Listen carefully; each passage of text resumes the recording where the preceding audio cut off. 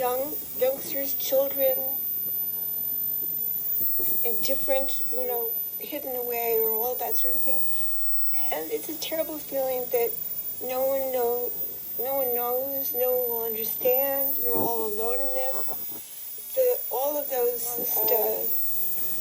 difficult or challenging part of all of that. That's why people write about their stuff and to give to an offer of sympathy, understanding. You're not alone, especially, and also of everything changing when the reality of God came into my life supernaturally in this divine shaft of heavenly peace that encompassed me around about in a very, very difficult situation. And that led to connecting some dots further up. But so much I came to realize is really about what you believe, and your belief is steering your life. And it's not a muscle that people are concentrating on. It's our brains, it's our body, it's our this and that. And actually, what you believe is the probably more powerful and important than everything else.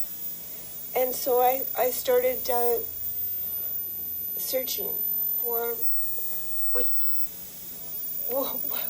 what do you believe in?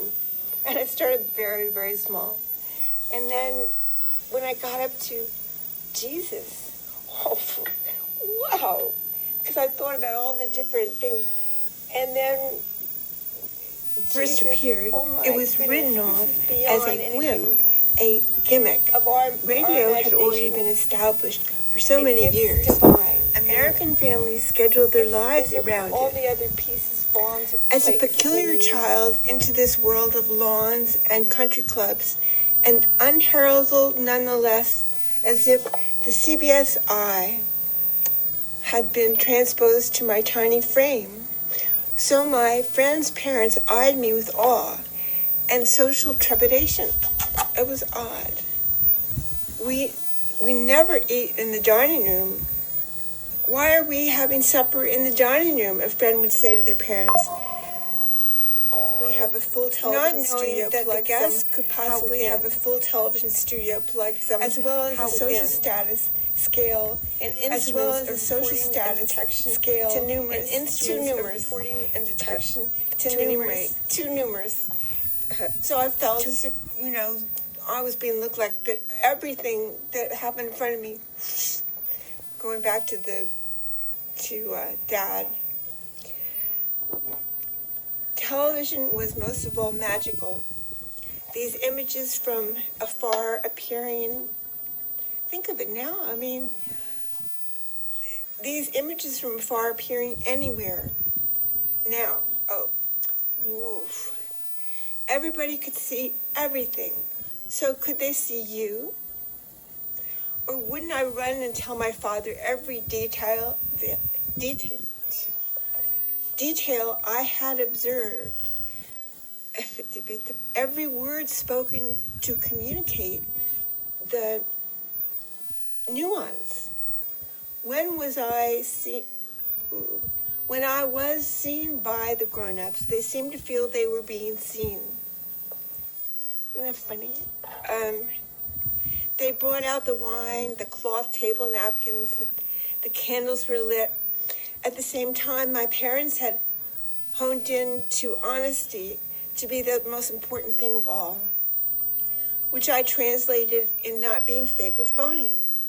Of course, there were secrets I was threatened to never tell about. The sexual abuse by my half-brother, as well as now, having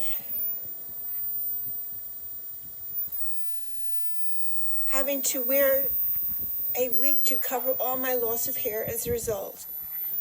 Something I should never discuss. And then plied with questions about my glamorous parents, never to say a word. Never to do better in school than my older brother, who suffered from dyslexia, was accident prone, and horror of horrors, left-handed, which was strenuously addressed to correct.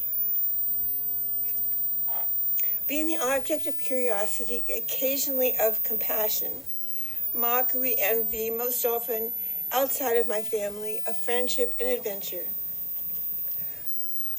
It was fun. Oh, as my friendships proliferated in schools during vacations, the cold disdain for my older half-siblings, my father saved all my report cards from my ear. So I luckily was the president of my class. I got straight A's. So when I'd almost drowned in the south of France, not more than 3, maybe younger, I vividly remember rising upon an ocean swell which lifted me high enough to look back at the beach, which was so far away. I couldn't have got there on my own. Was it my half-brother always threatening me with death since I was born, terrorizing me, torturing me, plotting and planning in interminable ways behind-the-scenes maneuvers?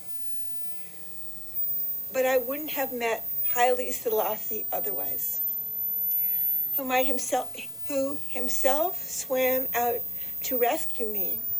So Haile Selassie was the emperor of Ethiopia. He was in the south of France in exile, and there were there's other monarchy ex-kings in exile. So Haile Selassie happened to see this whole scene and this little girl way out there drowning. And then the Duke of Windsor took an interest in me, and he was there with his pugs, and I have a pug, and da-da-da. Anyway, he swam out to rescue me.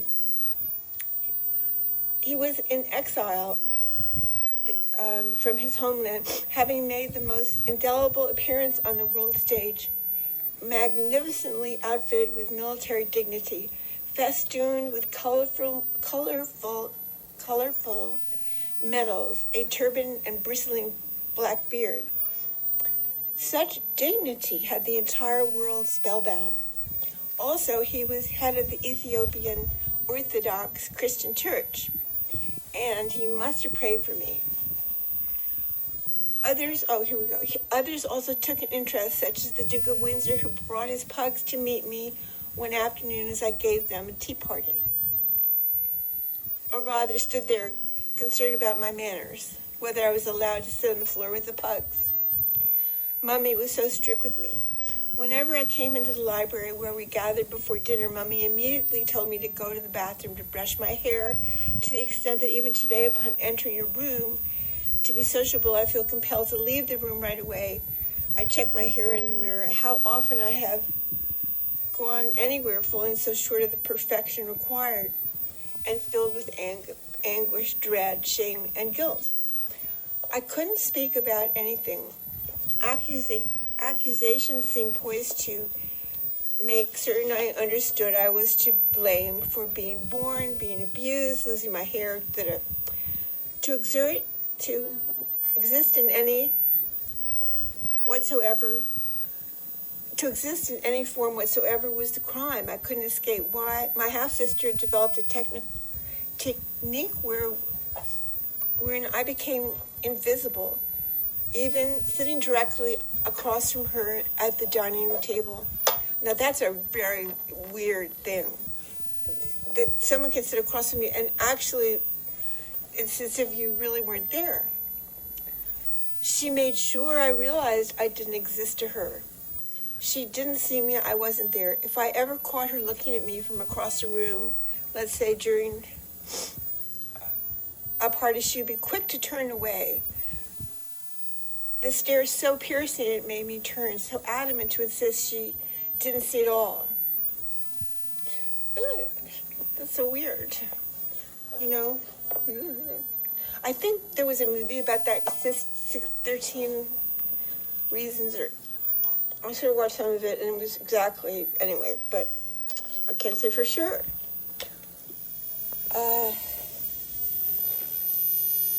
in our Christmases.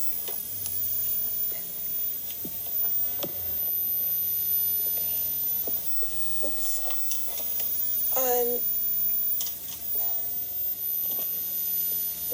In our Christmases,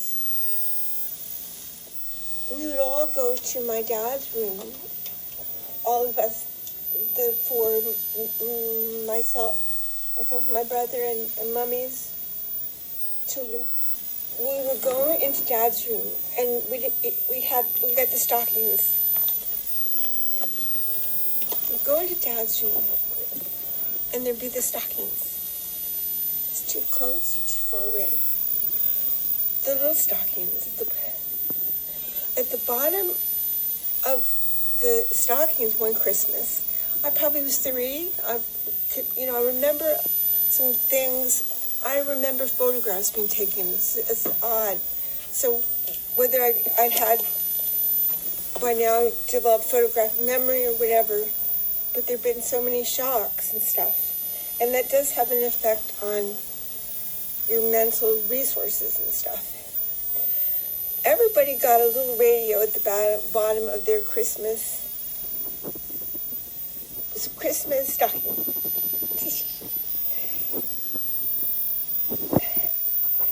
Beaming with wonder and delight.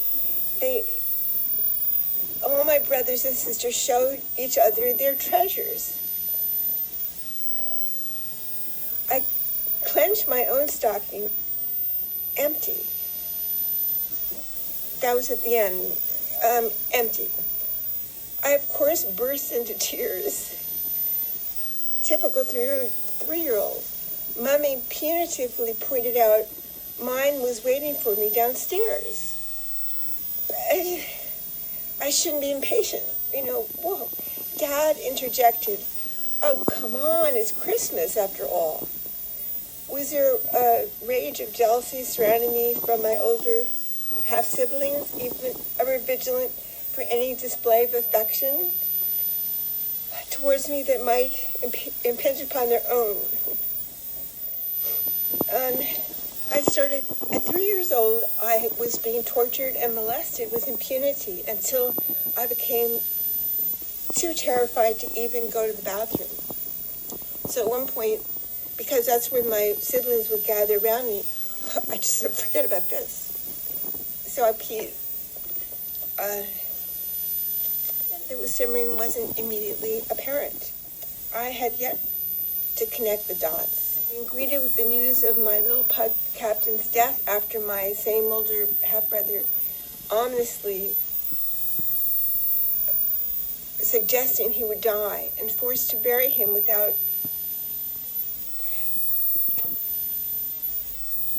Mummy. Well, there was so much going on of this nature. It was a great relief to begin school. All the wonderful friends and challenges of learning.